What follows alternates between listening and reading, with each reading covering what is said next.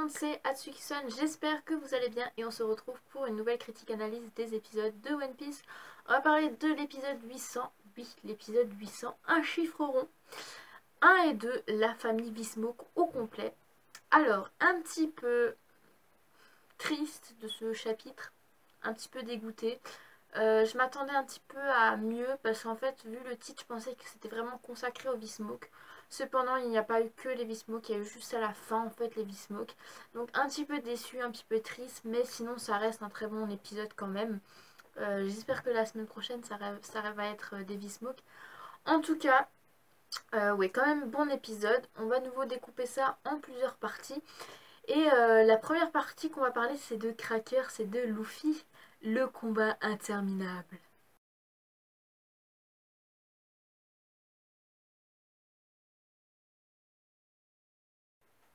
Luffy et Crackers, le combat interminable, comme je l'ai dit. Honnêtement, ça ne finira jamais. Je suis sûre. Parce que Luffy, dans cet épisode, cherche à toucher forcément Crackers. Forcément, Crackers, lui, avait créé des guerriers biscuits, donc forcément, les guerriers biscuits vont se mettre en travers de son chemin. Donc, après, forcément, Luffy détruit les guerriers biscuits. Crackers, lui, qui regarde le spectacle, allez-y, je vous en prie, moi je me marre de mon côté. Bon, il a quand même réussi à vaincre les guerriers biscuits et du coup à essayer de toucher Crackers. Hein. Crackers a quand même bougé le petit doigt. Cependant,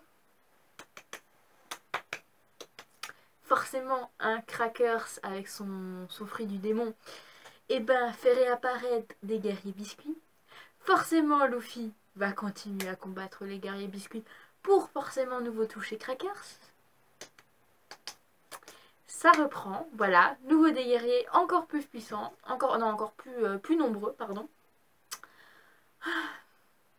Que dire franchement.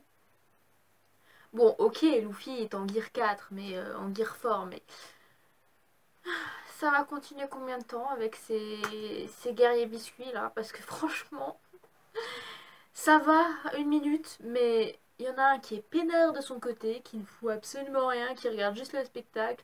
Et il y en a un qui est en train de se démonter avec les guerriers biscuits. Non mais, quel pouvoir magnifique, franchement. Donc forcément, la question qu'on se pose, c'est est-ce que Luffy arrivera-t-il à battre Crackers? Quelle bonne idée. Oui, je sais. Il n'y a pas beaucoup de choses à dire par rapport à Luffy et à Crackers dans cet épisode, hein, parce que franchement, j'attends le moment où vraiment Luffy va prendre de la bête et va réussir à vaincre Crackers. Et Crackers arrêtera de faire apparaître ses guerriers biscuits parce que franchement, ils saoulent. Voilà, c'est le petit mot que j'avais à dire par rapport à Luffy et Crackers. C'est... Non mais honnêtement, si déjà Luffy a du mal à vaincre Crackers, un des Suite Commanders, est-ce qu'il arrivera à vaincre Big Mom?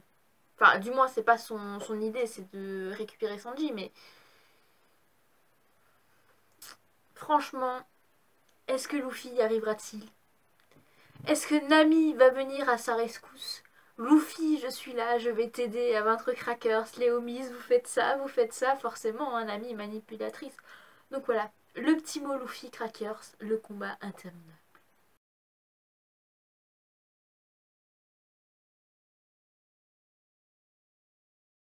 Et en parlant de Nami, la manipulatrice totale, forcément les homies qui ont peur de vaincre Crackers parce que Crackers, lui, avec son haki, il détruit tout. Donc forcément les homies, eux, ils fuient et du coup, bah Nami, vous avez peur de qui? De Big Mom ou de Crackers? La question qui se pose. Vous savez ce que les homies ont répondu? C'est toi la plus horrible. Non mais honnêtement, Nami est vraiment horrible, vraiment effrayante. Ouais, c'est exactement le mot qu'ils ont dit. Hein, Nami qui leur pose la question, vous avez peur de qui? De Big Mom ou de Crackers? Les homies. Franchement, c'est toi la plus effrayante. Punk, si lui dit, franchement, t'es une femme horrible, hein. T'as vu comme tu les manipules? Non mais, Ah, franchement, là c'est du pièce de théâtre, là franchement c'est magnifique.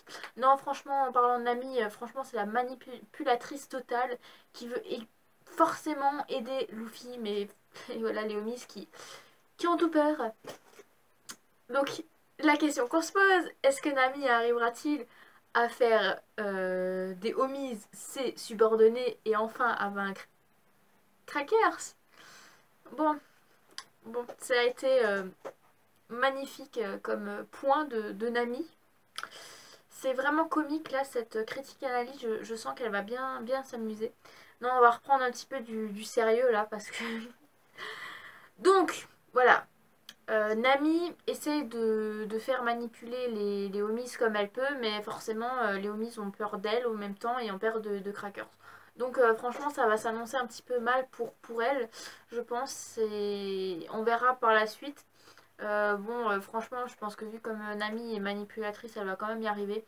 Par tous les chemins, elle va forcément y arriver.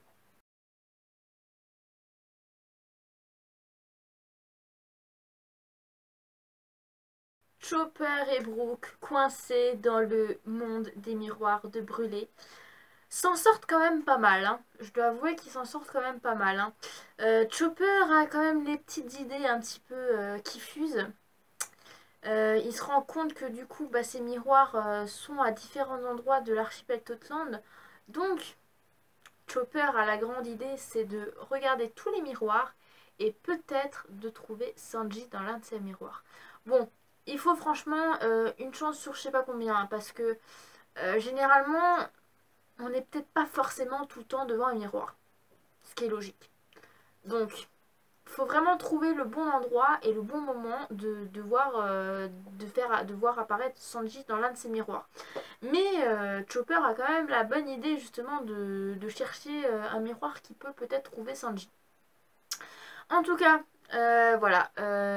Il demande à Carotte de l'appeler grand frère Chopper, hein, le grand frère Chopper pour s'amuser. Et qu'est-ce que Carotte lui répond? Il lui dit Shoniki. Voilà, t'as raison Shoniki, on va faire ça. Donc je sais que t'as eu une bonne idée. On va essayer de trouver Sanji par ce moyen-là. Et moi je pense que franchement, c'est comme je vous l'ai dit dans l'épisode précédent, ces miroirs vont beaucoup leur être utiles. Et on voit un petit peu la capacité que peut avoir ces miroirs. Et Chopper a eu cette idée-là, c'est de retrouver Sanji par l'un de ses miroirs. Et franchement, c'est très bien fait. Le monde des miroirs est vraiment très bien fait. Hein. Pour ceux qui n'ont pas vu un petit peu à quoi ressemble le monde des miroirs, allez voir ma dernière critique analyse d'épisode. Je vous la mets en barre d'infos. Comme ça, vous pouvez vite aller jeter un coup d'œil. Et ouais, on voit que leur stratégie commence à se mettre en place. Et bon, et comme je vous l'ai dit, il n'y aura que Brûlé qui peut aller dans le monde des miroirs, ou alors Brûlé peut faire entrer une autre personne. Mais il n'y a que Brûlé qui a cette capacité-là, donc du coup, Chopper et Carotte ont quand même de la chance d'être dans ce monde des miroirs, parce que du coup, ils vont que avoir Brûlé en tant qu'ennemi, ou alors un ou deux autres en plus, mais ils vont quand même pouvoir mieux s'en sortir dans ce monde des miroirs que dans la forêt tentatrice.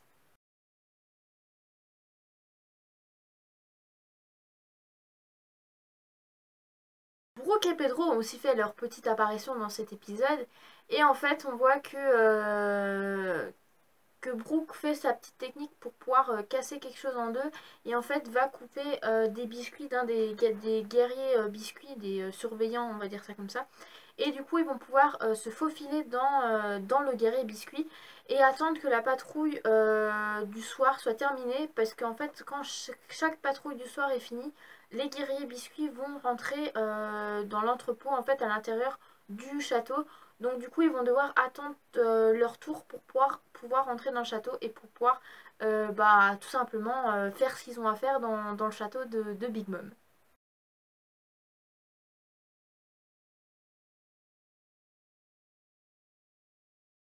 Big Mom, très impatiente d'avoir cette cérémonie de mariage et de pouvoir manger le gâteau.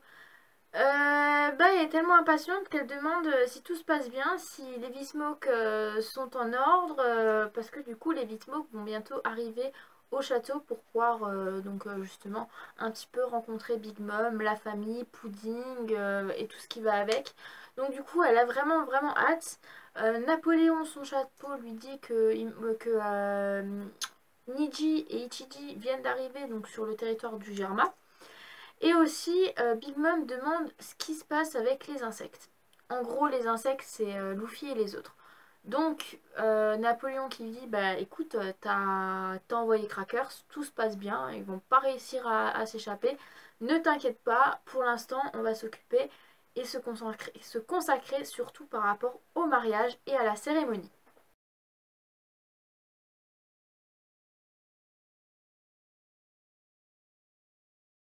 Le plus gros important de cet épisode que j'attendais avec impatience, c'est le Germa.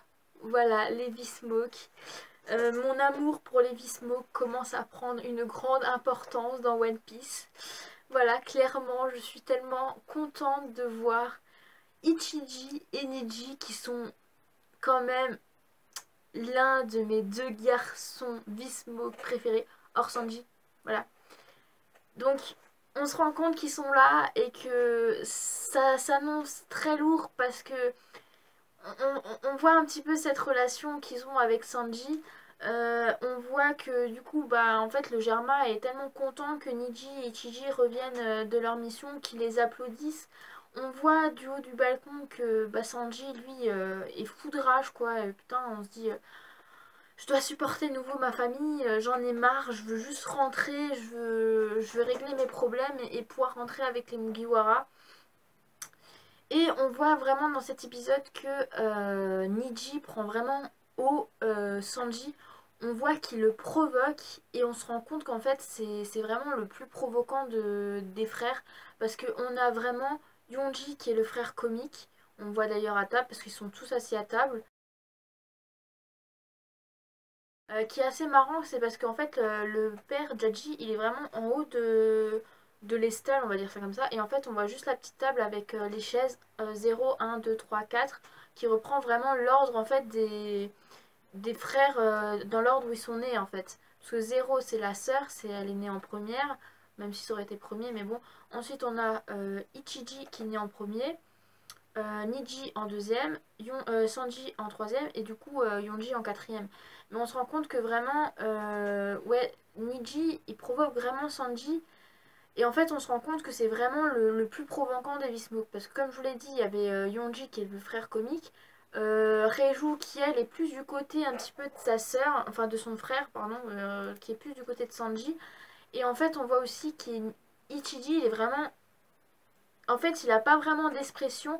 C'est vraiment, on va dire, c'est le commandant des V-Smoke, mais vraiment, ouais, Niji provoque vraiment les autres et il n'en perd pas une en fait pour provoquer Sanji. Et ça va au fur et à mesure, je pense, de l'arc, ça va se voir, surtout un épisode, on verra vraiment voilà, le motif du personnage qui bouge et je pense que ça sera vraiment intéressant. En tout cas, à table, ils vont un petit peu parler de leur exploit à Brocoli. Hein, c'est ça, normalement Brocoli, oui, Brocoli, c'est un nom très bizarre. Et comme quoi, oui, ils sont fiers qu'ils ont réussi avec cette mission, que depuis la chute de Doflamingo, bah, en fait, Brocoli n'a pas pu, je crois que c'est ça, n'a pas pu euh, fournir en fait les armes que Doflamingo devait leur fournir. Donc du coup ça avait provoqué une certaine, un certain conflit et c'est pour ça que Brocoli en fait avait appelé bah, le Germa pour pouvoir s'occuper en fait de ce conflit. On voit vraiment le comique de Yonji qui ressort en disant mais c'est vrai qu'on aurait pu quand même les deux les affronter.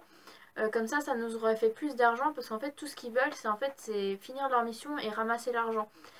Et le père dit quelque chose de très intéressant, c'est que du coup, ça, ce sont les pirates qui font ça, c'est ils plient les deux en fait. Ils s'en prennent aux deux et ils ramassent plus d'argent.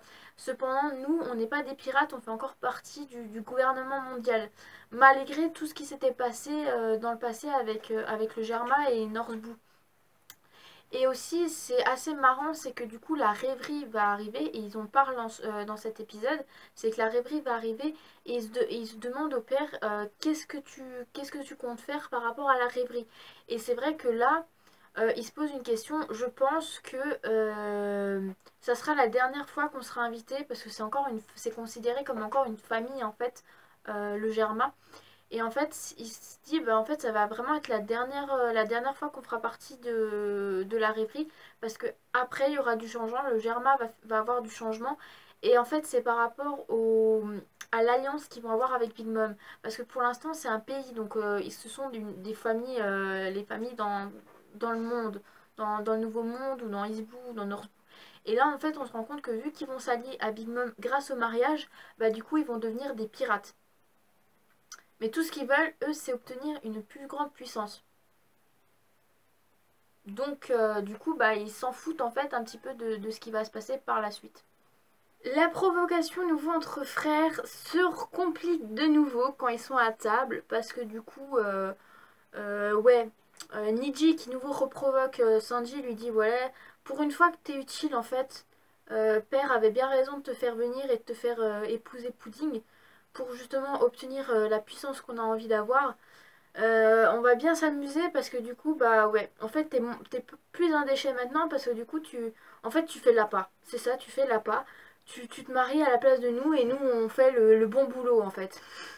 Donc, on voit vraiment que Niji provoque Sanji et Sanji va répliquer en lui disant, tu finis ton assiette, t'en as encore dans l'assiette, tu le manges, sinon c'est du gâchis et la nourriture, elle est précieuse. Et là, boum, la cata.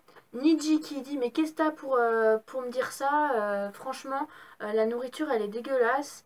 Va appeler du coup le chef, enfin la chef cuisinier, donc elle s'appelle Cosette, c'est une fille, une femme, et va lui dire, écoute Cosette, à cause de toi, et ben mon frère, à cause de ta nourriture, mon frère il m'a offensé, donc tu mérites un petit châtiment.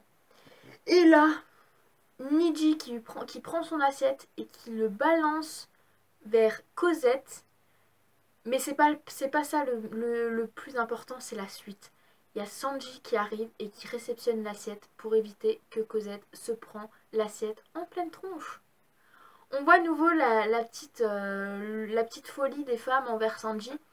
Et ça va un petit peu... ouais, ça va un petit peu choquer, on va dire ça comme ça, Levi Smoke, ses frères et sœurs, son père. Reiju qui sourit un petit peu. Et Sanji qui réplique, qui lui dit, écoute, t'oses poser une cicatrice sur cette femme, t'as pas honte.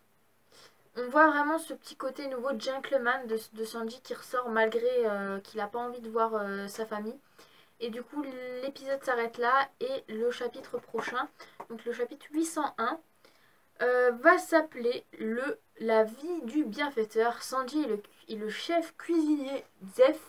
J'espère vraiment que ça va s'annoncer Vismok Sanji parce que comme j'ai dit là, il y a eu quand même Crackers, Luffy, Brook, Nami et tout ça.